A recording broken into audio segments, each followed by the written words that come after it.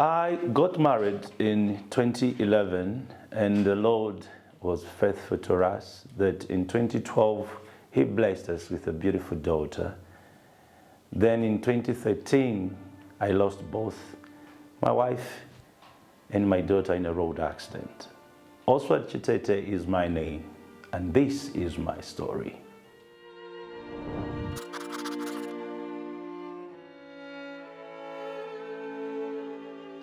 I remember very well, it was on 7th of February 2013. Early in the morning, I escorted my wife and my daughter from Ndola. They were traveling from Ndola coming to Lusaka. There was a letter of appointment she was given. She was supposed to correct because she had just gotten a job under Ministry of Health. I escorted them to the bus station in the morning. That was around 04. She jumped on the first bus traveling to Lusaka. I went back to sleep after having escorted them. Then I remember it was around 08 in the morning. I received a phone call from one of the renowned gospel artists in Zambia. She called me to say there's been an accident in Chivombo. By then I think she was traveling, going to a place in Osaka. I think they were going for some signing of some whatever music contract. She told me that there was an accident. Now, surprisingly, most of the time she doesn't call me, but I used to help her, like directing her songs. Then she told me that there was an accident as they were traveling to Lusaka, just informing me. Then I asked her, which bus is this? She tells me it was Zampost bus. I was like, was it the first one? Because there used to be the first one and the second one, 04 and the 06 one. Then she mentions to say it was the very first bus. And it happened that that was the bus which my wife and my daughter were in. When I had made some few inquiries, I tried phoning her. I tried calling her. Surprisingly, she couldn't respond to my calls. The phone was going unanswered. Then at some point it went off. Then I remembered in the morning when I was escorting her, I saw the mother to one of my friends on the same bus. So I called my friend. His name is Bezario. I called him to finding out to say if at all he can have access to call his mother. He tried calling the mother. The phone was unanswered. Nothing was happening until a certain policeman responded saying, who is this calling this line? Then he mentioned to say, this is a son and that is my mother's line. What is happening? Then said, no, this is officer so, and if you are the son as you are saying, please find your way at Prospect. There's a police, is it a police branch in Kabwe? So find your way here so that we can come and explain. Then from there we tried to organize ourselves. I remember it was around 10, then it didn't even take long. The news was all over social media, pictures and all those things. I tried calling my wife, nothing. And then we organized ourselves and we managed to travel from Ndola to Chivombo where there was that accident. Having reached there, we found the postmaster who was actually confirming but who is alive and who's dead. So we went and checked on the list, and my wife and my daughter were confirmed dead. So we had to travel back to, I remember by that time the bodies were taken to Chitete clinic. Then we traveled, we were told to go to Kabwe General Hospital. Went there to, at Kabwe General Hospital, the bodies were transferred back and we confirmed my wife and my daughter were no more. It was very painful because for my daughter, a piece of steel had entered her skull. That's the one which pierced and killed her. And as for my wife, it was very, it was something, it's difficult even to explain because she was completely cut off from the waist. It was like mincemeat, it was so bad. The head was completely cut off from the body that they had to start looking for the body, for the head, so that they can link it or connect it to the body. But they managed to put them together and they had to ask me to identify. By the end of the day, I managed to identify that this is my wife and this is my daughter. That's how I lost them at the same time. 04 in the morning, we were together. Around that 10 hours, when I received the call, I was told these guys were no more. That's how I lost them. That was on 7th of February 2013.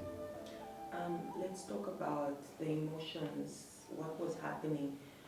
First, we start from the time that you got to the police station and you found that your daughter's name and your wife's name was on the list. It was the postmaster. First, what was your reaction? What came to mind? How did you react to that information? And then also when you were told this particular person's body is in pieces, you have to identify, and seeing your wife lie in that state where you literally have to like pick piece to piece them together for you to be able to make one body. And also seeing your small child having that piece of metal stuck in the head. What emotions were there? What was the feeling? What was the reaction? It was a very painful moment, having to look at your wife, whom you were with in the morning, as a whole, like nothing missing on their body. But then you start looking at them when the postmaster was confirming that they are no more, and then looking at the body in pieces. It was, my emotions were so drained, like so distinct. I didn't even know what to do.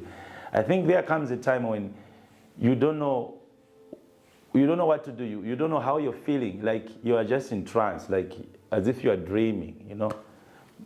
I was so disturbed. My emotions were so disturbed. I remember at some point I almost like collapsed because it was so painful. Imagine you are with this particular person in the morning, they are whole, they are okay, they are fine. And then when you, next thing you go to see them, they are in pieces.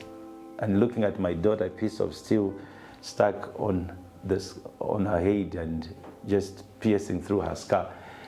It was very devastating for me. I think I was very disturbed.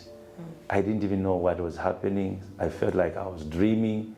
It happened so fast that in the morning I was with these people, taking them to the station. Now they are in such a state. It was very devastating and very disturbing. Let's also talk about the mourning period. From the time you lost both your wife and your daughter, how was it, that period? And how long did you mourn them for? The ups and downs. Did you ever feel like this is it, like my life is just done? Being a gospel artist, did you ever doubt God? Did you ever question God? Let's talk about that process, the mourning process, from the time they died to the time, the burial process, and afterwards as well. Yes, it was very disturbing because I remember coming from the morgue. They call it the morgue, not the mortuary. I felt abandoned. I felt alone. For once, I felt like God was not listening to whatever I was saying.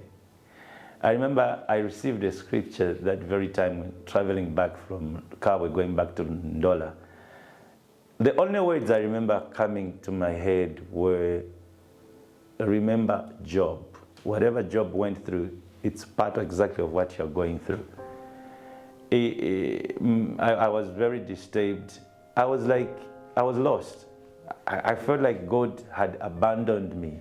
I felt like God doesn't care about how I feel. because that was my first time being called a husband and my first time being called a daddy, a father. Then I lose them just like that. Being a gospel artist, a person who is calling on God, encouraging other people to forge ahead, to hold on to Jesus. Then today, such a thing happening, I felt lost. I felt abandoned. I felt forsaken. That is exactly how I felt at that particular time.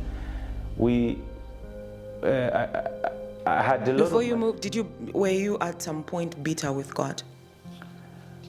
I had a lot of the why me type of questions. Why me? I wasn't bitter, and that one I should confess, God was very gracious to me. I was just wondering, why me? That was a serious question which I kept on asking. God, why me? Why at this age, being widowed? Why me? That was the serious question I kept on asking myself. At my age, and being married just less than 2 years, and then I lose my loved ones just like that. I kept on asking, why has this come on me, not any other particular person? I remember first day, second day, third day, something happened to me. We were at my uncle's place. That's where the funeral was, like all the process was taking place.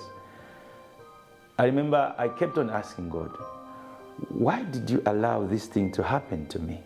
Why did you allow this thing to happen to me? Then the Lord said, if not you, then who? The reason I brought this is because I knew you can go through this. So I had a lot of conversation with God. I was never bitter with him. Surprisingly, I could see God was taking me into a certain phase of understanding what the Lord can do even in the painful moment. So that's what was really happening to me during that period of time. Yeah. I think you can continue, like the mourning process. Yes. So I remember on the third day, this one I always give a testimony to people of how God came through for me to remove the pain in me, because it was so heavy. I felt like if the Lord will not be on me, I may collapse, or maybe. I remember at some point we were at after the bodies were brought back to Ndola, then taken to St. Anne, where they do all these embalming things, and I was told to go and have a final look on my wife and my child. But while we were at St. Anne, we were waiting there, I was sitting. So we were a lot of people seated. I don't know how I was drained, how I lost every power in me. I couldn't sit. The way I'm sitting right now, I was failing to sit. That's when I learned that even sitting requires a certain amount of strength.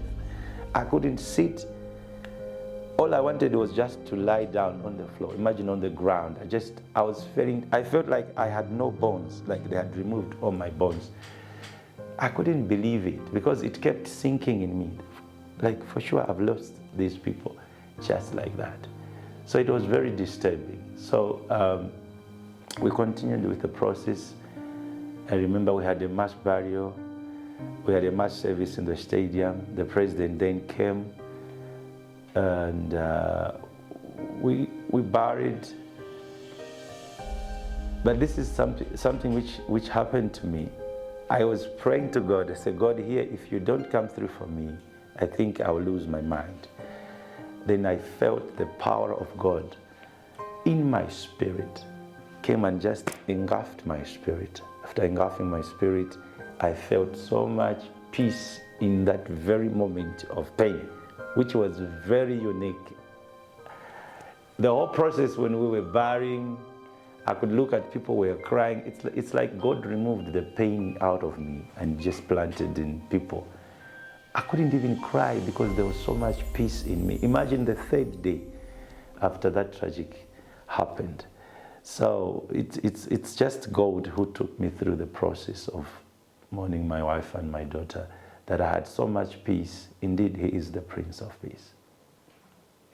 Did that peace continue even after burial? Because they say the true funeral, the real funeral, actually begins or starts Exactly. right after Yeah. burial, and when everybody else has gone back to their respective places that came to comfort and console you. Did that peace continue, or did you snap back into reality like, yes, I am living this life without these particular people? So the true pain and I call it the real funeral starts when everyone has gone back to their businesses, back to their homes. That's when you start feeling the gap. You start feeling the pain. So, oh, now I'm alone. Oh, now I don't have a child. Oh, I was married, right? Okay. Oh, so I was a father. Okay, someone was calling me daddy. Now, the reality starts dawning now. Now you start seeing the true meaning of what pain is. But surprisingly, throughout all that process, months and months, the peace prevailed in me. Trust me, I've had that peace from that day up to this very day. The only thing I could feel was, at some point I could feel the loss. There's a certain part which I don't have anymore. I remember what also helped me to overcome that was I could talk about it. I could give my testimony, you know. I could tell the world what I went through without even hesitating. Most people go through this pain and they keep it to themselves. They don't want to talk about it. I think that's what, if you have everything within yourself, I think you can burst. You can just end up exploding. So you become bitter. Your emotions are closed. So what helped me the most was the same peace I received. But again, I think that was a special peace because Jesus is the Prince of Peace. But again, like I mentioned, is talking about it. I would share it on radio, on different radio stations. I could share it on TV, in churches, and just to individuals, telling them this is what I went through, but the Lord God has been faithful, fighting for me. I remember even writing songs from there. So all that helped me. When I could sing that song, I could just relieve myself from the pain. So those are the things which managed to see me through the pain. Sometimes in our African setup, or maybe let me just say Zambian setup, when you lose loved ones in such a manner and being in the limelight, because when that was happening, it was like during the peak of your career, not so? Or did that was the beginning of your career, and then later on your career peaked?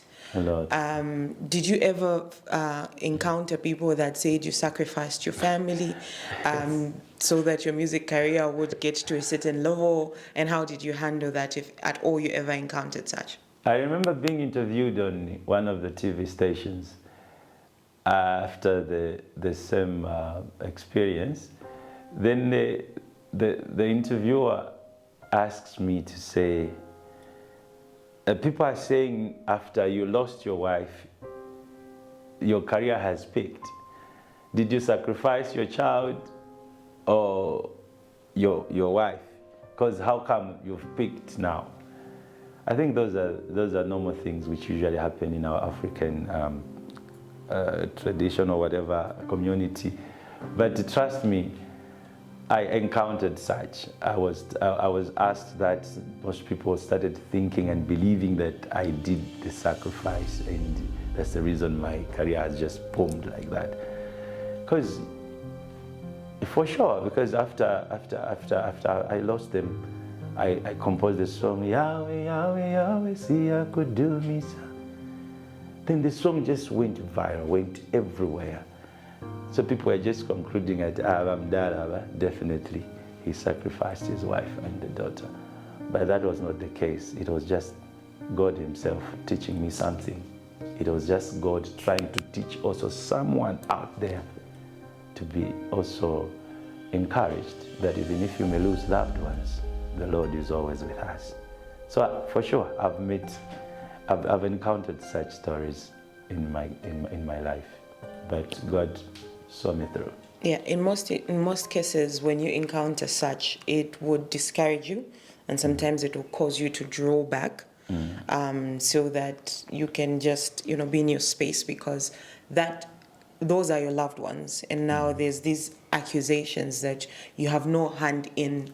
How did you manage to navigate through that period of such accusations? Actually, you reminded me an experience I had with the family of my late. I had a very bad experience with them. Then they concluded, like I'm the one who killed their daughter.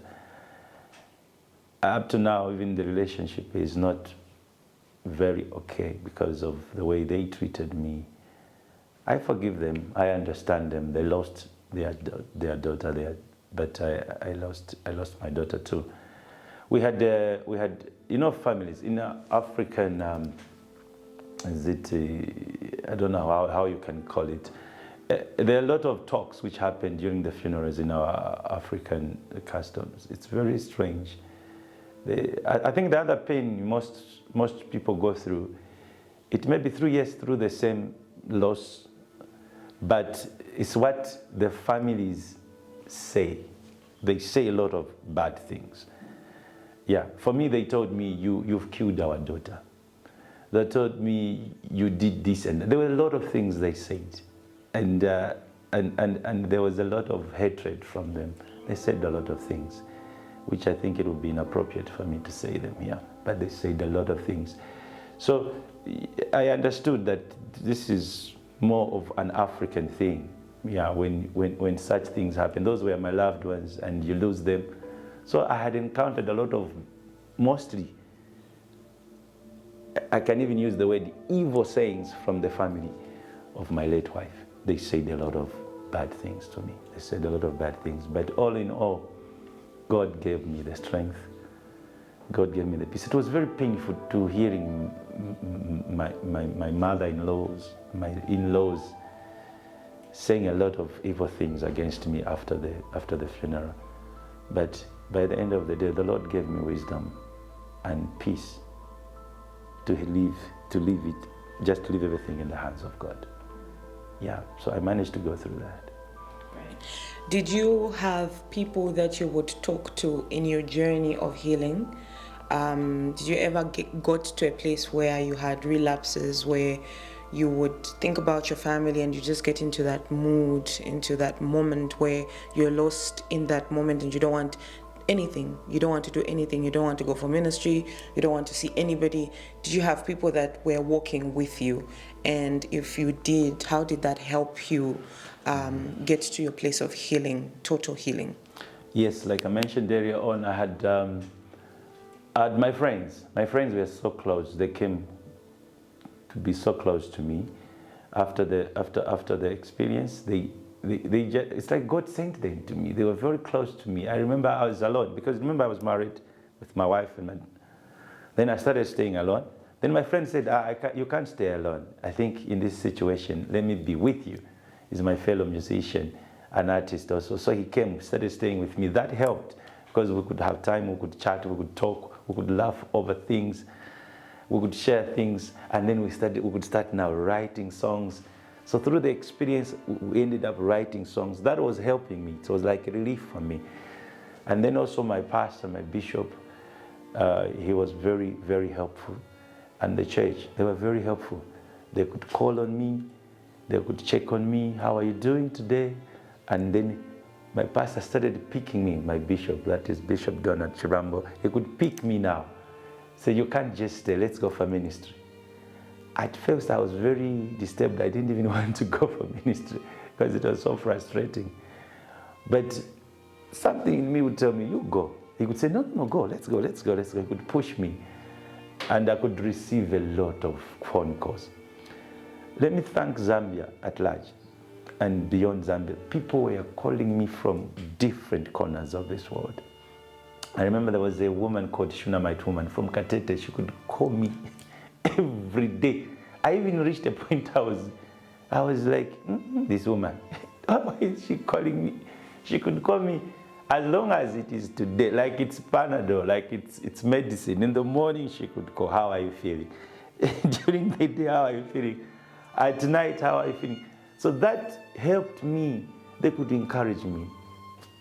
Zambians are amazing people. They called, they could encourage me from different parts of Zambia. They could call me. Pastors were there checking on me. Bishops were there. My friends. And Radio Christian Voice has been amazing to me because they could allow me to give my testimony on radio, talk to people, encourage people. We could have different moments of worship.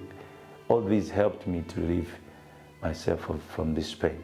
So that's what really helped me to get out of this pain, because of the friends. Then I remember at some point, after just the experience, I didn't want to go to church. My wife, my daughter, died on Thursday. Friday, Saturday, Sunday, God tells me, go to church. I was like, no, I'm not doing that. I was just home. He said, no, you are going to church. You sing for me all the time. Why not today? You need to go to church. I was like, this is different. I showered, went to church. So when I reached church, I wanted to sit behind. The Holy Spirit whispered, you always sing in the praise team. Go in front. I was like, no, this is not correct. I've just lost my wife and my daughter. Then I said, fine. Then I went in front where the praise team sits. So I wanted to sit where the praise team was ministering. The Lord says, you should go and get the microphone and you sing. I was like, this is different. Can I sing? He said, you should sing. I said, okay, no, I'm not going to sing. But while we're still fighting, I said, okay, fine, let me talk to the bishop. So I went to check on the bishop. I said, Bishop, can I sing? Then he says, yes, please, go ahead, go and sing. I was like, even the bishop is encouraging me to sing in such a moment. Imagine I just lost my wife on Thursday. Sunday, then the Holy Spirit says, you should sing. When I went to, someone was leading, I just pat them on the back to say, can I sing? And he just looked at me, the one who was leading praise and worship, handed over the mic to me. I knew there was God. I remember singing that, say, that he's a mighty warrior. Great in battle, Jehovah is your name. I had to sing that song, the whole church. It was like there was a big cloud hovering over the church, but after I sang, everyone was relieved, and there was so much worship that day. So those are the things which helped me to get over this pain. Interesting. You were married with beautiful kids. Yes. How long did it take for you to move on from your loss, find the beautiful woman you are with now, and get to a place of settlement? So that was 2013. Then in 2015, I remember my heart was closed. My marriage, my second marriage is a miracle, because even the way I proposed that, it was very strange. Sometimes we sit down, we laugh over it, because it was not normal. I remember my current wife, which I called my second wife. 2015, there was a concert organized by an institution called Northrise University, and she happened to be the one organizing that event. So they invited me as a guest artist in that event. I looked at this lady and I gave her my phone. The first thing I did was, before I could go on stage, I asked her, are you married? And she looked at me and said, is that the way you greet? I said, just answer the question, are you married? I was so bright. And she was like, I'm not married. I said, why are you not married? Then we laughed over it, went on stage, sang. Later on, we linked up, we laughed over it. We ended up getting married in 2015. That was 2 years down the line. I remember one of the people who really encouraged me to move on was my bishop, Bishop Donald Chirambo. He played a very big role. He told me, Ausward, you're still young. You have to get married. I was saying, Bishop, I don't want. He said, no, you have to get married. He kept on encouraging me. Then I said, I think, let me not dwell on the pain, but rather let me learn from it and concentrate on the positive. So 2015, I got married again, and the Lord, up to date, has blessed us with 3 beautiful girls, and God has wiped away my tears. Amen. Any backlash after you got married in a space of 2 years after losing your loved ones? Because I think in the Zambian setup, I don't know if that's the case in Africa, people want you to, at least they say, minimum of 5 years. So, you know, when you get married within a period of 2 years, it's like, have you mourned your loved one enough for you to move on? Yeah. So 2015, 2 years down the line, I got married, and there were a lot of talks. People would, Papene, I'm done. I think when I should sacrifice my as well. How can he move on so fast? You know, people expect you to take maybe 5 years, some go 8 years, some go that long, but those are just traditional norms. And I think as a child of God, I just told myself, I'm not going to go that way. They could say a lot of things. They could say a lot of things. I'm done. No, this is not normal. I think they were dating before he even lost the wife. How can he marry so quick? There were a lot of those talks. But by the end of the days, I just focused, and today I'm happy. I'm married again. Amazing. What would be your word of encouragement to a man out there going through a similar situation that you went through? How can they move past what happened? How can they still stay zen in the moment of chaos and still, just be them and do what they're supposed to do? I've had two experiences, which there are a lot of experiences. People have been coming to me, how did you manage to overcome this, to get over this, and how did you there are a lot of questions.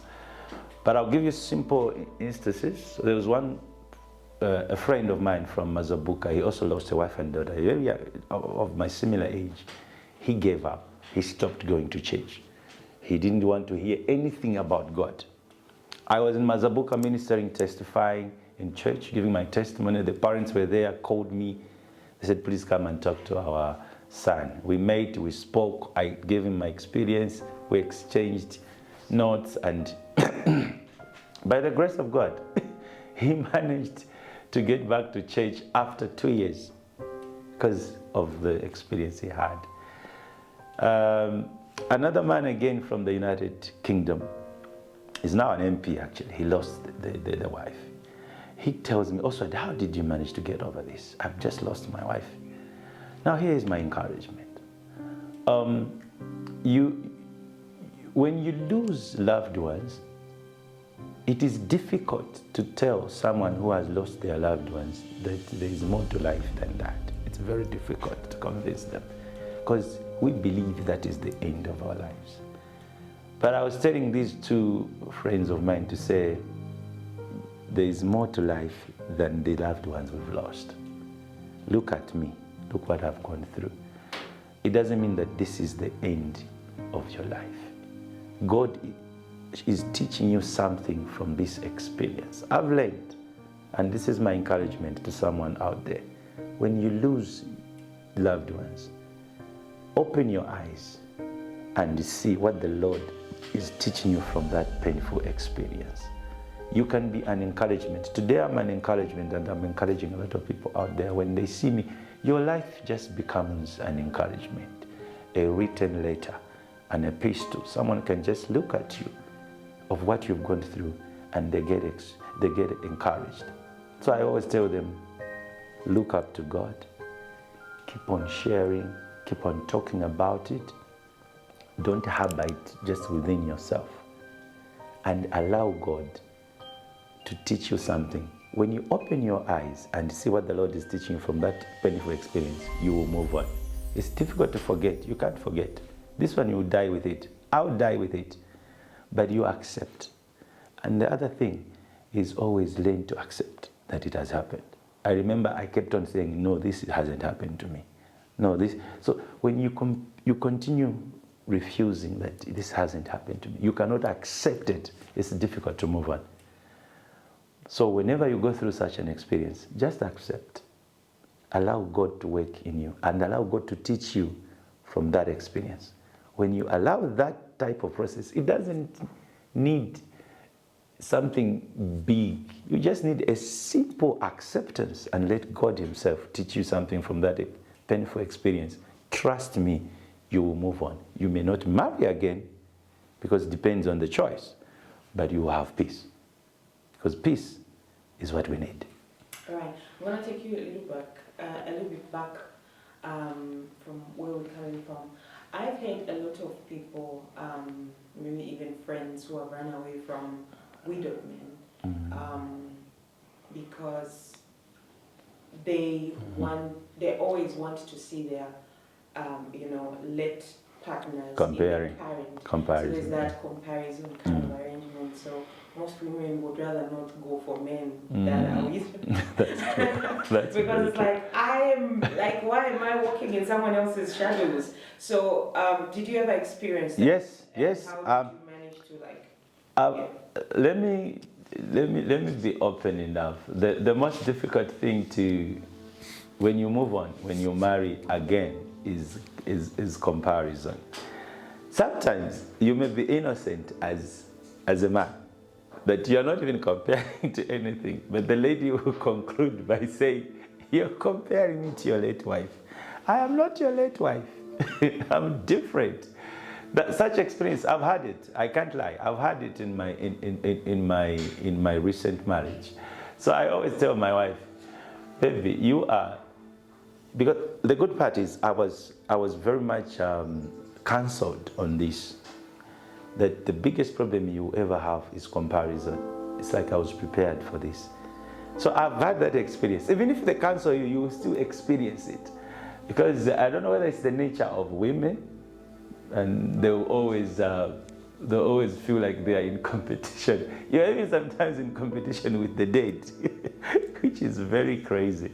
But I understand them, and I've accepted that. So how do you defeat that? It's by just encouraging them, telling them to say, no, you are different, and I'm not comparing. You keep on saying, and this will not, trust me, I promise you, it will not just happen once.